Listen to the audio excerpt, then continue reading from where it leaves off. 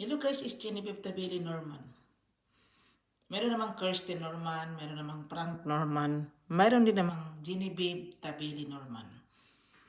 Wala silang kawala kasi Pilipina ako eh. Natawa ako dito sa ano namin ito. Ano ba tang tawag dito? Entrance, hallway. Natawa ako dito sa asawa ko. Na ano na pala yung mata niya dyan daw, napuno na daw yan.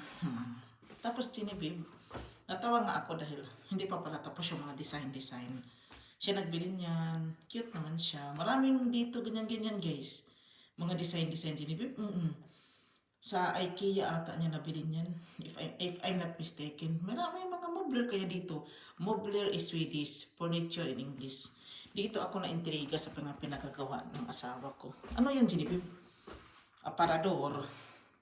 Iwan ko every time nag-ano siya. Taran. Anong issue dyan, Genevieve? Natapos na raw niya. Natapos na raw niya. Tapos, ito lang daw. Oh, yun lang naman. Oh, ganyan lang daw. Kasi, ang story dito, bigla kong hinahanap yung sapatos ko. Oo. Yung ganyan-ganyan ko ba, mga sandal-sandal, bigla ko yung hinahanap. Kasi gusto ko pang anuhin, gusto ko pang gamitin. Parang na-miss ko ba? Yung mga ganyan-ganyan. Parang may na-remember lang ako. Pumayat na ba ako? Ganun. Hindi ko na makita doon sa ibaba, doon sa Shilarin. Sabi ko, give the key. I-open mo yung Shilarin. I-open mo nga yun dahil yung sandal ko na made in Philippines nga. Gusto ko yung Pilipina kasi ako. Yung style kasi nila dito guys ng mga sandal-sandal.